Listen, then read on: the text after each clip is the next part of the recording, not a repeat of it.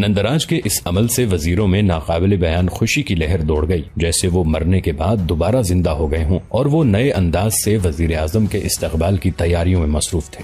دوسری طرف رانیوں میں کھلبلی مچ گئی تھی۔ وہ بار بار کھنڈے راؤ سے مشورے کر رہی تھیں کہ اب کیا ہوگا۔ کھنڈے راؤ بے عقل عورتوں کو بڑے ریاکارانہ انداز میں جھوٹی تسلیاں دے رہا تھا۔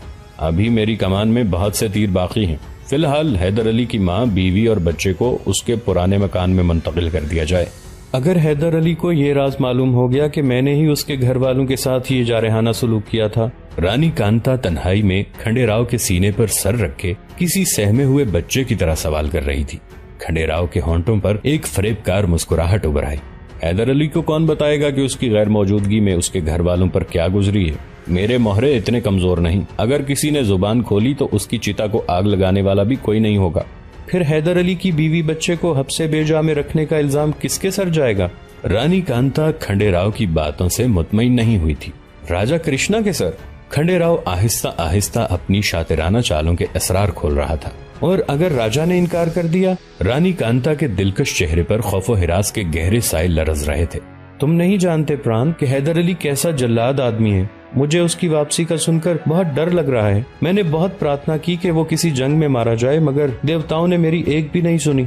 رانی کانتا اپنے ناآسودہ جذبوں کی غلام تھی، اس لیے کھنڈے راؤ کو پران یعنی محبوب کہہ کر پکارتی تھی، اور اس شخص کو جلاد سمجھتی تھی جس نے اسے ماں کا درجہ دیا تھا۔ کھنڈے راؤ جیسے بازیگر انسان نے رانی کانتا کی اس کمزوری سے فائدہ اٹھایا تھا۔ اب ساری ڈوریاں اس کے ہاتھ میں تھیں، اور وہ ایک جوان بیوہ کو کٹھ پتری کی طرح نچا رہا تھا۔ راجا کے انکار سے کیا ہوگا؟ وہ لاکھ انکار کرے مگر حیدر علی اس کی کوئی بات تسلیم نہیں کرے گا، اس لیے کہ وہ ریاست کا حاکم ہے اور اس کے حکم کے بغیر اتنے بڑے کام کی تکمیل ممکن نہیں۔ کھنڈے راؤ کی دلیل سن کر رانی کانتا نے ایک جاندار قہقہہ لگایا۔ اب اس کے سر سے سارا بوجھ اتر گیا تھا۔ میں نے حیدر علی اور راجا کرشنا کے درمیان نفرت کا بیج بو دیا ہے۔ کھنڈے راؤ خوبصورت رانی کی قربت اور نشے کی شدت کے اثر سے بیٹھا جھوم رہا تھا۔ بس اب ایک ہی کام باقی رہ گیا ہے کہ کسی طرح حیدر علی اور نندراج میں ٹھن جائے، پھر میسور کا تخت تمہارے قدموں کے نیچے ہوگا۔ اگرچہ رانی کانتا نے شراب نہیں پی تھی، لیکن اس کی آنکھیں کسی بادکش کے مانند خمار آلود نظر آ رہی تھیں، اور وہ دوبارہ میسور کی حکمرانی کے خواب دیکھ رہی تھی۔ کھنڈے راؤ کے منصوبے کے مطابق دوسرے دن ہی مجیدہ بیگم، فاطمہ بیگم اور ٹیپو سلطان کو پرانے مکان میں منتقل کر دیا گیا، جو ایک اعلیٰ فوجی افسر کے شایع نشان تھا۔ پھر چند روز بعد وزیر اعظم نندراج اور حیدر علی بھی سرنگا پٹم پہنچ گئے۔ راجا کرشنا نے سیاست و مصلحت سے کام لیتے ہوئے قلعے سے باہر نکل کر حیدر علی اور نندراج کا استقبال کیا۔ اب وہ نئے انداز سے دوسری بازی کھیل رہا تھا۔ عیار کھنڈے راؤ ہزاروں انسانوں کی موجودگی میں حیدر علی کے قدموں میں جھک گیا اور چیخ چیخ کر کہنے لگا، میرا مالک واپس آ گیا، اور اس کے ساتھ ہی میسور کی قسمت بھی لکھی گئی۔ سیاہ رات بھی ڈل گئی، اب ہر طرف سورج کی تیز روشنی ہوگی اور دیکھنے والوں کی آنکھیں خیرہ ہو کر رہ جائیں گی۔ کھنڈے راؤ کے اس ریاکارانہ مظاہرے پر راجا کرشنا کو تو کوئی حیرت نہ ہوئی کہ وہ اسی کا آدمی تھا، مگر نندراج کے لیے کھنڈے راؤ کا یہ خوشامدانہ طرز عمل بڑا حیران کن تھا۔ وزیر اعظم میسور نے بہت غور سے اس دراز قامت مرہٹے کی طرف دیکھا اور کسی گہری سوچ میں ڈوب گیا۔ حیدر علی ان تمام باتوں سے بے نیاز نظر آ رہا تھا اور جلد از جلد اپنے گھر پہنچ جانا چاہتا تھا۔ اس نے استقبالیہ جشن کے سلسلے میں رسمی طور پر راجا کرشنا کا شکریہ ادا کیا اور بہت تیز رفتاری سے محل میں داخل ہو گیا۔ اہل خانہ کو پرانے مکان میں دیکھ کر حیدر علی کو سخت تعجب ہوا تھا، مگر اس نے وقتی طور پر اپنے ذہن سے تمام خیالات کو جھٹک دیا اور والدہ مجیدہ بیگم کے سامنے کسی خدمتگار کی طرح سر جھکا کر کھڑا ہو گیا۔ حیدر علی اپنی والدہ کا اس قدر احترام کرتا تھا کہ لوگ اس کی مثال پیش کیا کرتے تھے۔ مجیدہ بیگم نے زار و قطار روتے ہوئے بیٹے کی پیشانی کو بوسہ دیا اور ٹیپو کی طرف اشارہ کیا، جو بڑی حیرت سے حیدر علی کی طرف دیکھ رہا تھا۔ سپاہی، تم کیسے ہو؟ حیدر علی اپنے 4 سالہ بیٹے ٹیپو سے مخاطب ہوا تو شدت جذبات سے اس کی آواز لرز رہی تھی۔ آپ کون ہیں؟ ٹیپو کا لہجہ بہت شیریں تھا، مگر آنکھوں سے حیرت اور اجنبیت کا تاثر نمایاں تھا۔ سپاہی، میں تمہارا بابا ہوں۔ حیدر علی نے جھک کر ٹیپو کو آغوش میں لے لیا۔ وہ شروع ہی سے اپنے بیٹے کو سپاہی کہہ کر مخاطب کرتا تھا۔ میرے بابا تو دشمنوں سے جنگ کرنے بہت دور گئے ہوئے ہیں، ٹیپو نے رک رک کر کہا۔ اس کی آنکھیں مستقل حیدر علی کے چہرے پر مرکوز تھیں۔ حیدر علی نے فاطمہ بیگم کی طرف دیکھا، جس کی آنکھوں سے ابھی تک آنسو بہ رہے تھے۔ صاحب، آپ اس وقت گھر سے نکلے جب ٹیپو 1 سال کا تھا۔ رقت کے سبب فاطمہ بیگم کو بات کرنے میں بہت زیادہ دشواری پیش آ رہی تھی۔ 3 سال بعد گھر لوٹے ہیں، آپ نے وقت کا شمار نہیں کیا۔ بیگم سچ کہا آپ نے، فاصلے انسانی خد و حال کو صرف دھندلا ہی نہیں کرتے، مٹا بھی دیتے ہیں۔ اس جذباتی فضا نے حیدر علی کو بھی رلا دیا تھا۔ والد صاحب جب مجھ سے بچھڑے تھے تو میری عمر 5 سال تھی۔ مجھے ان کے چہرے کے نقش و نگار آج بھی یاد ہیں، مگر وہ گھر سے نکلے تو لوٹ کر نہیں آئے۔ یہ بھی ممکن تھا کہ ٹیپو زندگی بھر اپنے بابا کو یاد کرتا رہتا اور مجبور بابا وقت کے غبار میں ہمیشہ کے لیے گم ہو جاتا، مگر اللہ نے تم دونوں کی دعائیں سنی۔ میں جانتا ہوں کہ یتیمی کسے کہتے ہیں، خدا میرے دشمنوں کو بھی یہ دن نہ دکھائے۔ پھر جب آہستہ آہستہ جذبات کا چڑھا ہوا سیلاب اتر گیا تو حیدر علی نے اپنی والدہ مجیدہ بیگم سے ان کی دربدری کے بارے میں پوچھا۔ جواباً مجیدہ بیگم اس سے زیادہ کچھ نہ بتا سکیں کہ وہ نقاب پوش سپاہی تھے جو ہر وقت ان کی نگرانی کرتے رہتے تھے۔ حیدر علی سمجھ گیا کہ اس کے خلاف منظم سازش کی گئی ہے اور اصل مجرم دبیز پردوں کے پیچھے حرکت کر رہے ہیں۔ آپ لوگ کسی قریبی شخص سے بھی اس واقعے کا ذکر نہ کریں۔ حیدر علی نے اپنے اہل خانہ کو ہدایت کی۔ مجھے کسی نئے طوفان کے آثار نظر آ رہے ہیں۔ حیدر علی کے سرنگا پٹم پہنچنے کے دوسرے دن ہی راجہ کرشنا نے ایک بہت بڑی سرکاری تقریب کا اہتمام کیا۔ جب سارے درباری اور معززین شہر جمع ہو گئے تو راجہ میسور نے حیدر علی کی خدمات کو خراج تحسین پیش کرتے ہوئے کہا، مجھے فخر ہے کہ میری ریاست میں اس جیسا جانثار موجود ہے۔ اگر وہ نہ ہوتا تو سرنگا پٹم بھی نہ ہوتا، یہاں تک کہ میرے خاندان کا بھی نام و نشان مٹ چکا ہوتا۔ یہ حیدر علی کے طاقتور بازوں کا ہی کمال ہے کہ وہ ڈوبتی ہوئی نیا کا کھیون ہار بنا رہا اور اسے کھینچ کر کنارے تک لے گیا۔ میں حیدر علی کی بہادری کو پرنام کرتا اور اسے ہاردک شردھا دلی عقیدت کے جذبات پیش کرتا ہوں۔ راجہ کرشنا کے دائیں ہاتھ پر وزیر اعظم نندراج کی نشست تھی اور بائیں ہاتھ پر حیدر علی بیٹھا تھا۔ مختصر سے وقفہ سکوت کے بعد راجہ کرشنا نے حیدر علی کو فتح حیدر بہادر کا خطاب دیتے ہوئے اسے میسور کا سپہ سالار مقرر کر دیا۔ آج سے حیدر علی ہی مرہٹوں سے گفتگو کرنے کا مجاز ہوگا۔ حیدر علی کے سالار افواج مقرر ہونے پر نندراج نے بے حد خوشی کا اظہار کیا تھا کہ اس طرح اس کا ایک معتمد زیادہ طاقتور ہو گیا تھا، مگر جب راجہ کرشنا نے مرہٹوں کے حوالے سے مذاکرات کے تمام اختیارات حیدر علی کو سونپ دیے تو اس کے چہرے کا رنگ بدل گیا۔ حیدر علی نے اپنی نشست پر کھڑے ہو کر راجہ کرشنا کو سلامی پیش کی اور بہترین الفاظ میں اس کی نوازشات کا شکریہ ادا کیا۔ جواباً والی میسور بھی کھڑا ہو گیا اور اس نے اپنے ہاتھوں سے سونے کا ایک مرصع ہار حیدر علی کو پہنایا جس میں قیمتی ہیرے جگمگا رہے تھے۔ اس تقریب کے موقع پر سرکاری زنان خانے میں حیدر علی کی والدہ مجیدہ بیگم اور بیوی فاطمہ بیگم بھی موجود تھی۔ رانی لکشمن ماں اور رانی دیواجی منی نے ان دونوں کو بھی سونے کے ہار پہنائے۔ رانی کانتا حیدر علی کی اس ترقی کو برداشت نہ کر سکی اور اس کے سینے میں حسد کے انگارے دہکنے لگے۔ سپہ سالار کا عہدہ سنبھالتے ہی حیدر علی سب سے پہلے بیٹے کی تعلیم و تربیت کی طرف متوجہ ہوا۔ ٹیپو اب 4 سال کا ہو گیا تھا۔ اس وقت سرنگا پٹم میں سید اکرام بخاری کے فضل و کمال کی دھوم تھی۔ سید موصوف کا پورا خاندان دہلی میں آباد تھا۔ شاہان مغلیہ اس خاندان کا بہت احترام کرتے تھے۔ علمی اور مذہبی خدمات کے سلسلے میں مغل حکمرانوں نے سید اکرام بخاری کے بزرگوں کو بڑی بڑی جاگیریں بطور نظر پیش کی تھی، مگر سید صاحب سارے عیش و آرام چھوڑ کر ریاست میسور میں مستقل طور پر مقیم تھے اور برسوں سے تبلیغ کا فریضہ سر انجام دے رہے تھے۔ سید صاحب نے سرنگا پٹم میں اپنا ایک مدرسہ بھی قائم کیا تھا، مگر وہ چند مخصوص بچوں کو ہی درس دیا کرتے تھے۔ حیدر علی نے اپنے معتمد شجاعت خان کے ذریعے سید اکرام بخاری کی خدمت میں یہ پیغام بھیجا کہ وہ ٹیپو سلطان کی تعلیم و تربیت کے لیے محل تشریف لے آیا کریں۔ حیدر علی کا پیغام سن کر سید صاحب غضبناک ہو گئے۔ ضرورت مند وہ ہے یا میں؟ علم اس طرح حاصل کیا جاتا ہے، وہ میرے در پر سوالی بن کر کیوں نہیں آیا؟ شجاعت خان لرز کر رہ گیا۔ اس نے ایسا باجبروت انسان آج تک نہیں دیکھا تھا۔ سید چٹائی کے فرش پر بیٹھے تھے، مگر لہجے میں شہنشاہوں سے زیادہ روب و جلال تھا۔ شجاعت خان نے واپس جا کر یہ واقعہ سنایا تو حیدر علی خود حاضر خدمت ہوا اور اس نے ٹیپو کی تعلیم و تربیت کے سلسلے میں سید اکرام بخاری سے درخواست کی۔ سید صاحب نے حیدر علی سے صاف صاف کہہ دیا کہ وہ ہر کس و ناقص کو تعلیم نہیں دیتے۔ پہلے میں دیکھوں گا کہ تیرا بچہ علم کی امانت کا بوجھ اٹھانے کے قابل ہے بھی یا نہیں۔ حیدر علی دوسرے دن ٹیپو سلطان کو لے کر سید اکرام بخاری کی درسگاہ میں پہنچا۔ سید صاحب بہت دیر تک ٹیپو کے معصوم اور نازک چہرے کو دیکھتے رہے، پھر بے اختیار اسے اپنے گلے سے لگا لیا۔ ہاں، میں اس پر اپنا خون جگر صرف کروں گا، یہ میرے علم کا بارے گراں اٹھائے گا۔ سید صاحب نے دوران گفتگو کئی بار بڑے والہانہ انداز میں ٹیپو کو پیار کیا۔ یہ وہی بچہ ہے جسے میں برسوں سے ڈھونڈ رہا ہوں۔ آپ کسے ڈھونڈ رہے تھے؟ حیدر علی نے تعجب کے ساتھ پوچھا۔ یہ تیرے سمجھنے کی بات نہیں، سید صاحب نے اسی قلندرانہ شان کے ساتھ جواب دیا۔ ان قریب ساری دنیا جان لے گی کہ میں کسے ڈھونڈ رہا تھا۔ ٹیپو کو سید اکرام بخاری کے مکتب میں داخل کرانے کے بعد حیدر علی نے اپنی بیوی فاطمہ بیگم سے کہا، میں نہیں جانتا کہ آنے والا دن میدان جنگ میں گزرے گا یا قبر میں کٹے گا۔ شوہر کی بات سن کر فاطمہ بیگم پریشان نظر آنے لگیں تو حیدر علی نے انہیں ٹوک دیا، تم ایک مرد جانباز کی شریک حیات ہو، میں اپنے ذاتی مسائل بیان کر کے تمہیں الجھانا نہیں چاہتا۔ تمہاری سب سے بڑی ذمہ داری یہ ہے کہ اپنے بچے کی نگہداشت پر پوری توجہ دو۔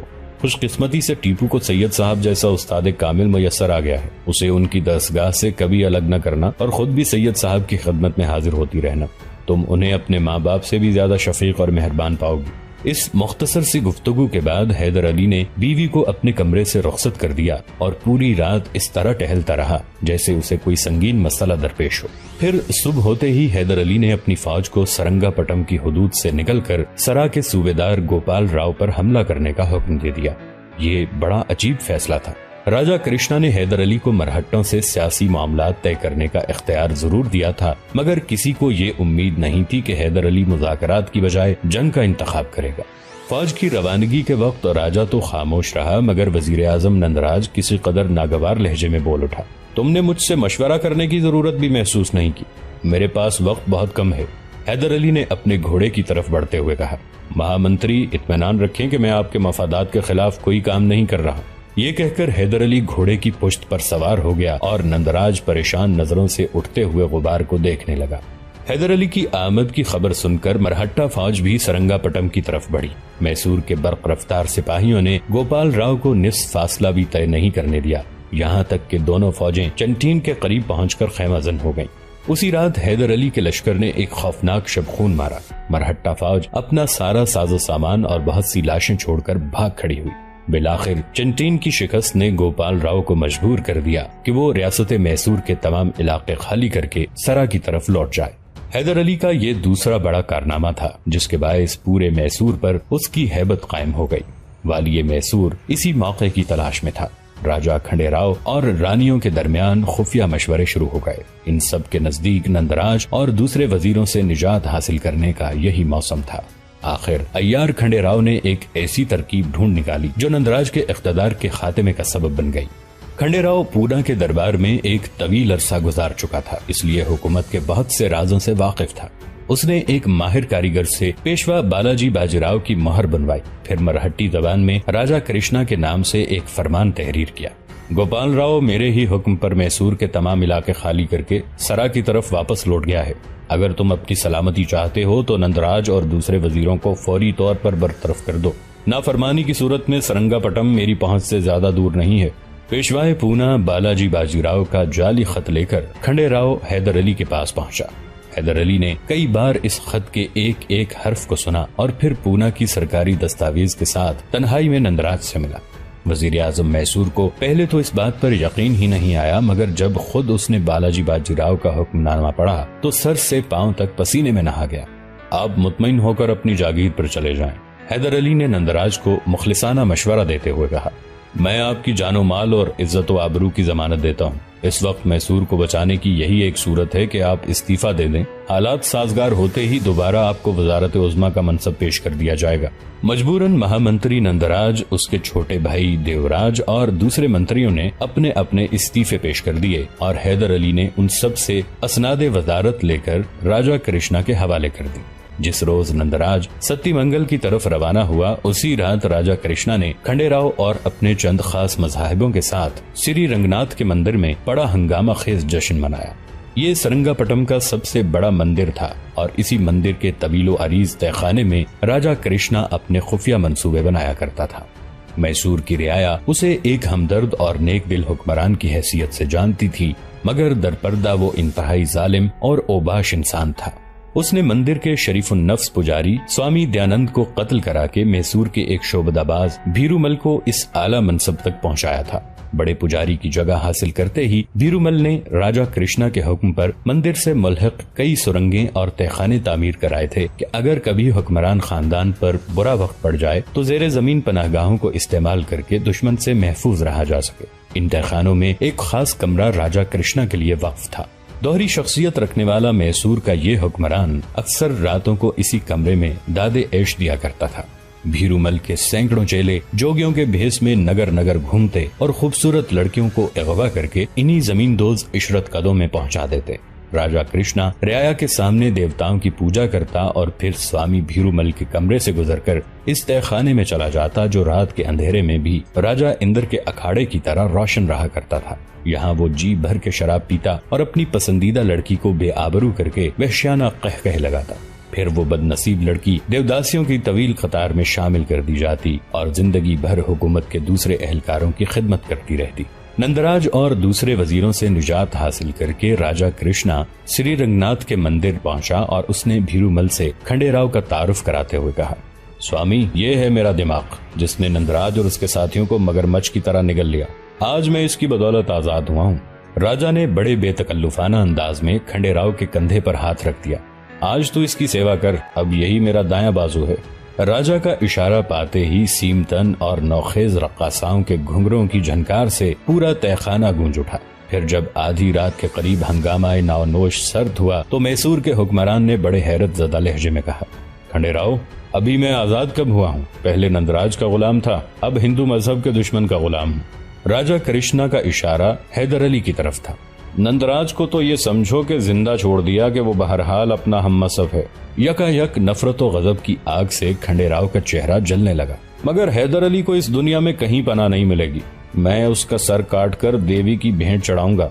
शिवाजी के जाहो जलाल की कसम, औरंगजेब की पूरी कौम से मरहट्टों की तौहीन का इंतकाम लूंगा। ये कहकर खंडेराव अपने दाएं जानिब झुका और उसने राजा कृष्णा से सरगोशी करते हुए कुछ कहा। चंद लम्हों के लिए राजा के चेहरे पर खुशी के आसार नुमाया हुए, मगर फिर अचानक उसकी आंखों से खौफ का रंग झलकने लगा। स्वामी भीरूमल भी अपना खास आदमी है, इसके सामने पर्दादारी की जरूरत नहीं। राजा कृष्णा ने खंडेराव की सरगोशी के जवाब में कहा। अय्यार खंडेराव ने एक नजर भीरूमल की तरफ देखा और फिर वालिये मैसूर से मुखातिब होकर बोला, मेरे जहन में हैदर अली से छुटकारा हासिल करने के लिए दो तरकीबें हैं। एक ये कि उसके बीवी बच्चे को कत्ल कर दिया जाए, फिर वो आहिस्ता आहिस्ता खुद ही मर जाएगा। नहीं खंडेराव, राजा कृष्णा ने इंतहाई खौफजदा लहजे में कहा, तू हैदर अली को जानता नहीं। अगर उसकी बीवी और बच्चा हलाक हो गए तो फिर न जाने हर घर से कितनी लाशें उठेंगी। हो सकता है कि वो पूरी रियासत ही को शमशान बना डाले। महाराज, आप इसके बच्चे को कत्ल क्यों नहीं करते? यकायक भीरूमल दरमियान में बोल उठा, मेरे ये चेले किस दिन काम आएंगे? हैदर अली के बेटे को भी कोई कंवारी लड़की समझकर अगवा कर लेंगे, फिर बाजी आपके हाथ होगी। भीरूमल के चेहरे पर बड़ी बेहयाई और सफाकी बरस रही थी। खामोश रहे स्वामी, राजा कृष्णा ने भीरूमल को डांटते हुए कहा, तूने सिपा सालार मैसूर के बेटे को किसी मजदूर और किसान की लड़की समझा है? वो टीपू की तलाश में तेरी बनाई हुई एक एक सुरंग और एक एक तहखाने को खुदवा डालेगा। मैं जानता हूँ कि राजभवन का क्या हश्र होगा, शायद वो उसे भी मिसमार करा दे। मैं जानता हूँ कि हैदर अली किस इरादे का इंसान है, वो अपने बेटे को पाताल से भी ढूंढ निकालेगा। भीरूमल ने आज तक हैदर अली को नहीं देखा था, मगर राजा कृष्णा की बातें सुनकर उस जैसे जाबिर और पत्थर इंसान के चेहरे पर भी हवाइयां उड़ने लगी। खंडेराव की अय्यार आंखें भीरूमल के चेहरे पर मरकूज थीं और उसका फितनागर दिमाग मंदिर के तहखाने से निकलकर ख्यालात की मुख्तलिफ शाहराहों में भटक रहा था। आपके कितने चेले होंगे स्वामी? खंडेराव ने इंतहाई सर्द लहजे में भीरूमल से पूछा। सैकड़ों, शोभदाबाज स्वामी ने बड़े फख्र के साथ कहा। तो फिर अपने चेलों को हुक्म दे दीजिए कि वो इस बार किसी खूबसूरत लड़की की बजाय हैदर अली को अगवा कर लें। खंडेराव के होंठों पर अजीब सी मुस्कुराहट रक्स कर रही थी। तुझे मजाक सूझा हुआ है खंडेराव, और हमारी जान पर बनी हुई है। यकायक राजा कृष्णा गजबनाक नजर आने लगा। अगर हैदर अली को आज ही काबू में नहीं किया गया तो आने वाला कल उसे बहुत ज्यादा ताकतवर बना देगा। जो शख्स खड़े खड़े नंदराज जैसे मजबूत इंसान को मैसूर की रियासत से बेदखल कर सकता है, वो किसी दिन मुझसे भी आंखें फेर सकता है। फिर मेरा और मेरे खानदान का क्या अंजाम होगा? मैंने हैदर अली को सिपा सालार इसलिए बनाया था कि वो मुझे नंदराज और दूसरे वजीरों से निजात दिलाने में मुआविन साबित हो। मेरी चाल कामयाब हो गई। अब मैं हैदर अली को एक दिन भी इस मनसब पर बरकरार देखना नहीं चाहता। प्रभु, मैं आपकी इसी मुश्किल को आसान करने की तदबीर सोच रहा हूँ। खंडेराव का लहजा उसी तरह सर्द था। दोस्तों, आज के लिए इतना ही। इसी कहानी की अगली किस्त के साथ बहुत जल्द हाजिर होंगे।